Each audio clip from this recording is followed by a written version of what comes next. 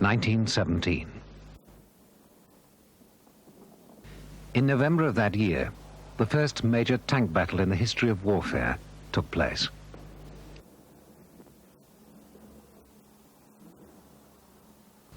It was to be known as the Battle of Cambrai.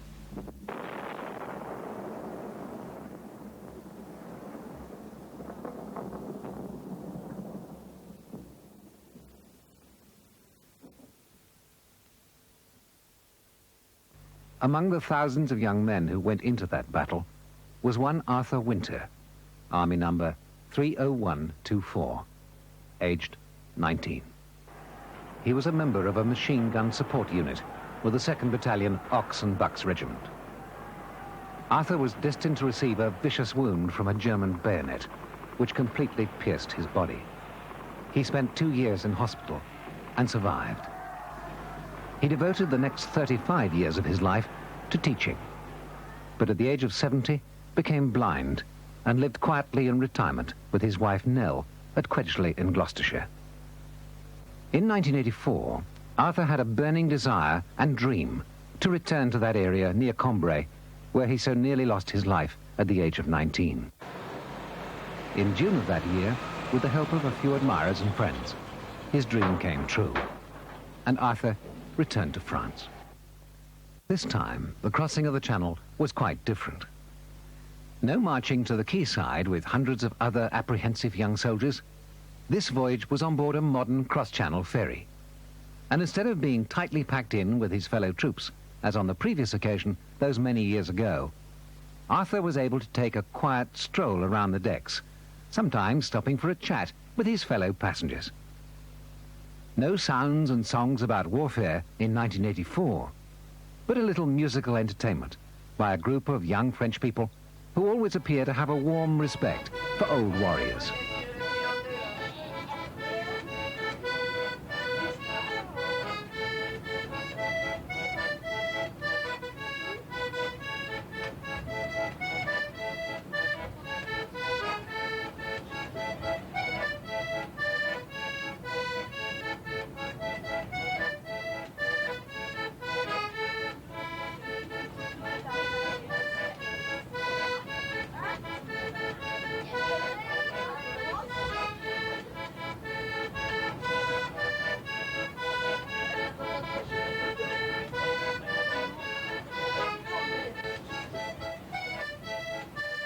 Into the port of Dieppe, where in another more recent war, other young men had fought and died.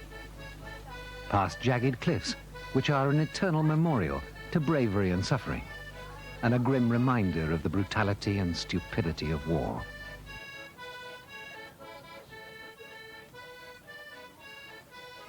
And on arrival, a warm welcome.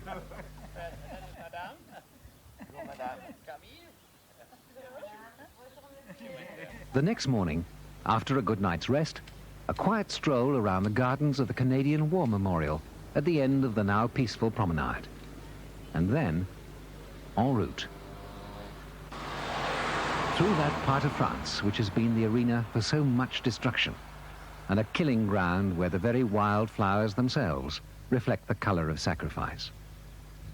Then past Avrincourt Wood, where in November 1917, nearly 400 tanks were massed before the great offensive took place, and where Arthur was just one of an army of young men anxiously awaiting orders, which they knew meant certain death for thousands. In the village of Avrincourt itself, later generations still respect the courage and suffering of those who fought in the battle, and there is always a special welcome reserved for old soldiers. And after all, Champagne country is only a couple of days' march away.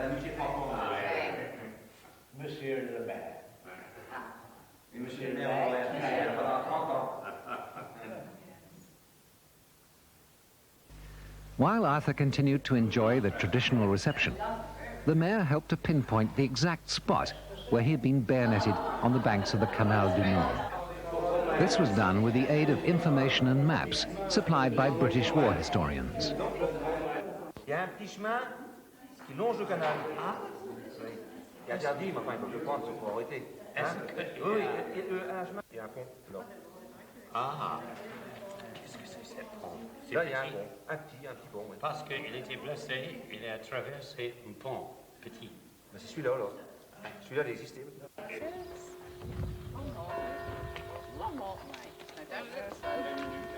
And so, with the necessary directions and information confirmed, a friendly saying of goodbyes, and it was on through the French countryside, for just a few miles to the very banks of the canal, to that actual spot where an incident experienced at the age of 19 had etched itself into Arthur Winter's mind for the rest of his life.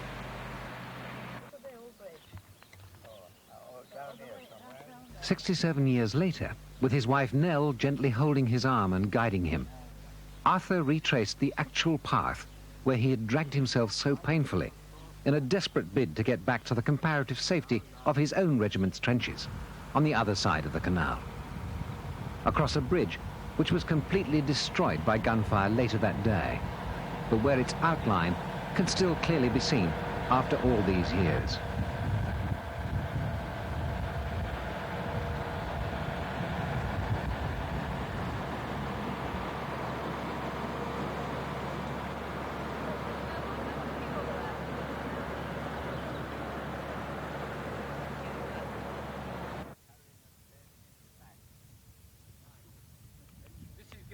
Your lines now. Our lines lay there. Yes, somewhere. yes. We're going now. And the Germans were going there. That's right. We were going at that stage across. We're going now across where the old bridge was. That's it, are we? Yeah. Down there, within range of a machine gun. That's it. Oh yes, yes there is. That's the one we were aiming at then. Yes. That's the one which amused us to see the Jerry's run like nobody's business. This was the end of about a couple of miles advance from the old line. Yes. Up to here. And Well, this what was tarmac. Yes, it's the old metal road. It's still there. It's overgrown. There's a lot of weeds. This was the old road. 66 years ago, you were on exactly the same position, but in a different circumstance. You were facing the enemy, who were Indeed. just to your right now. Yes. Can you tell us how you actually got here in the first place? How we got here? How did you get to this position? Well, we came up with the rest of the troops to the canal bank, which is on the other side of the canal here. Then we were detailed to cross the bridge, which was an iron bridge and that had been shelled, and then covering as far as we were able the rest of the troops as they started to dig out the first line of trenches. That we did, came to this spot with a clear line of vision to the crossroads which now lie on our right, and a congregation of the enemy at the crossroads. So we settled ourselves in and eventually wondered whether the crossroads were within our range and decided to try it. We're not sure whether we hit anybody, but we were sure that after a burst or so from the gun, the crossroads were very rapidly empty. We lay out with the gun until close on midnight, and somewhere towards midnight, I think it was about 10 minutes to 12, one of the gun's party, there were 4 of us, thought that he heard some kind of movement somewhere fairly close at hand. None of the rest of us could hear it, and we decided it must have been imagination or nerves or something like that, and take no further notice of it. But again, a little later, the same chap said that he thought that he heard something, and we weren't very sympathetic towards him or towards his hearing, but told him not to be quite so silly and quietened down again. And then he said, I'm fairly sure that I can hear somebody out there. If I hear it again, I'm going to challenge. This we regarded as extremely foolhardy, because if anybody had been out there, him challenging would give our position away very completely. However, a minute or two later, he did. The usual halt, who goes there? And with that, the only expression to use is, all hell was let loose at once. We were more or less surrounded on each side except the water side, except the canal side, by a number of Germans. How many, I haven't any idea, but they seem to be everywhere. I expect it was just a platoon or something of that sort. But they threw in among us all the hand grenades and hand bombs and mill bomb type of thing in among the four of us. And at the same time they rose to their feet, came at us more or less at a run and jumped to land among us. And it was in that jump that one of the Germans bayoneted my right shoulder. I didn't feel anything really of it. I didn't know very much about what happened afterwards, but within a very few seconds, the tremendous hubbub, which had taken place immediately after the challenge, died away, and we could hear nothing of the Germans. Probably they had retired, maybe killed, maybe wounded, we don't know. Then we started to look to ourselves, and we found that each one of the four of us was wounded in some way or another. What happened to the German that And the German that did it, one of our chaps had swung his rifle butt at him, and according to him, he thought he heard it strike metal, in which case it would have been his head. Yeah. That he told us, of course, immediately after the hubbub had died down. But we heard him fall, but where he fell, whether he went into the water or not, we didn't know, and quite candidly, we weren't bothered to find out.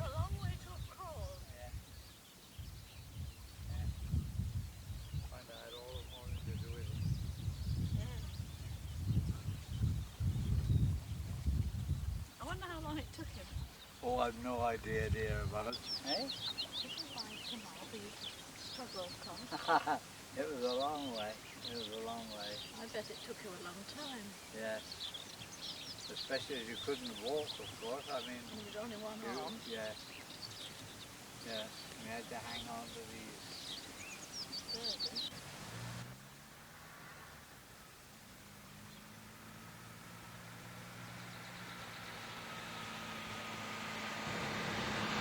A month or so before the Battle of Cambrai, Arthur had been sent for a rest period behind the lines. His holiday home for a couple of weeks had been in a barn attached to a farmhouse belonging to a Monsieur Picot in the tiny village of Bayonvilliers in the region of the Somme. Arthur had always carried in his mind the memories of the extreme kindness shown to him by this French farming family. And so, to Bayonvilliers, where another welcome was waiting. The local people quickly established that Arthur's memory had not failed him, and that indeed he had come to the right place. Arthur was transported back through time. Oh, they were very kind. Monsieur, la femme, elle était très, très, très gentille avec lui. Oui, oui. Et demandez-lui s'il y avait une mare dans la cour. Une mare pour les canards, avec de l'eau, et entouré. Yeah. Entouré d'un mur. Avec un mur. Can you remember if there was a wall with water for some ducks? I can remember, see this, going through the archway, an archway into oui, pour l'entrée, oui, c'est pour l'entrée. Oui. Right again. An archway into the farmyard. There are no members of the Picot family left in the village now, but they are remembered with respect and affection. The farmyard is crumbling and overgrown after the passage of time. But Arthur, although sightless, could still recall each detail vividly in his mind as he was tenderly guided around his old memories. Arthur's delight was apparent to everyone. Yes, well that's where you were, right ahead of you now. Alors c'est encore les vieux bâtiments de l'époque. Yeah. Tandis que ça a été refait après. Oui, comme ça.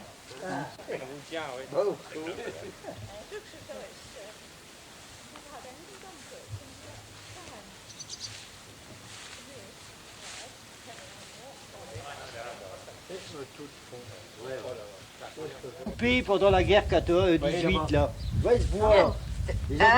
Arthur, there's a lot of wood, wooden beams and struts, and he said it's certain that you and the soldiers cut that wood. Les intentions sont bonnes. Yeah.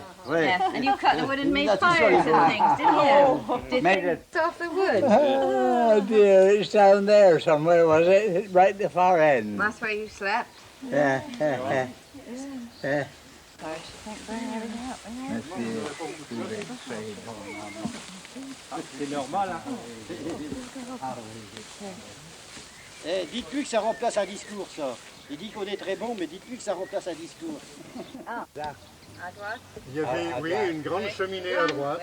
Une grande cheminée, là. Une grande Great cheminée big tout de chimney suite. on the right, and the wash basin face on the left.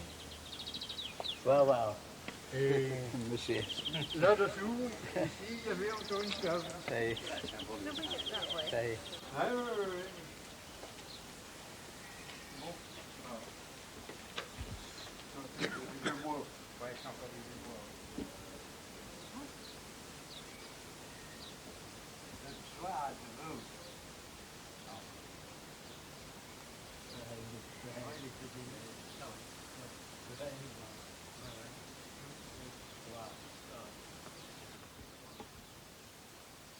Au revoir, monsieur. Au revoir, monsieur. Au revoir, monsieur, et merci pour tout votre gentillesse.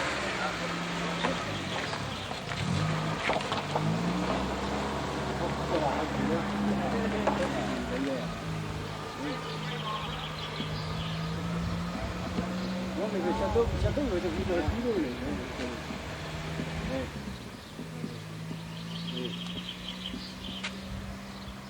At nearby Thiepval, the old trenches are still carefully preserved. Thankfully, there is now peace and quiet, where, within living memory, the fearful noise of men fighting, screaming, and dying had once occurred. Sheep graze in that fearful place, once called No Man's Land. Thiepval inspires memories.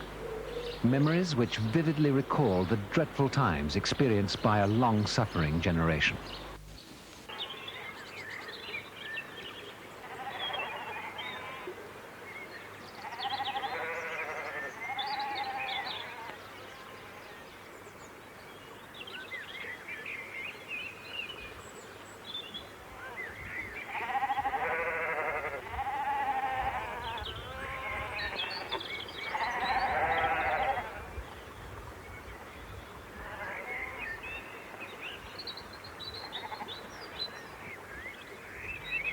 In the gentle breeze that drifts across the Somme countryside, tufts of wool now softly decorate the old barbed wire grapples, where once human flesh was left to rot.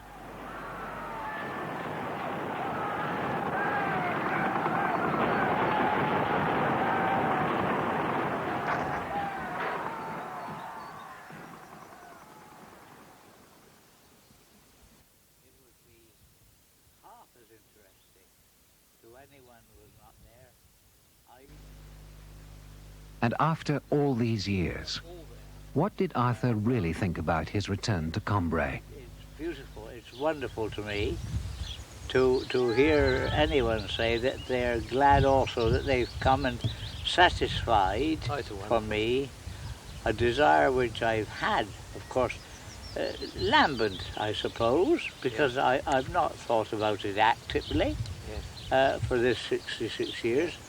I didn't start thinking about it actively at all until last November, Armistice Day. Good. And then I thought, my word, I would wish, if there's one thing I would like to do before I die, and I'm getting near that mark now, it would be to go back to the place where within a few seconds, or even split seconds, the activities of perhaps a moment or two altered the course of events of the rest of my life from then till this very day.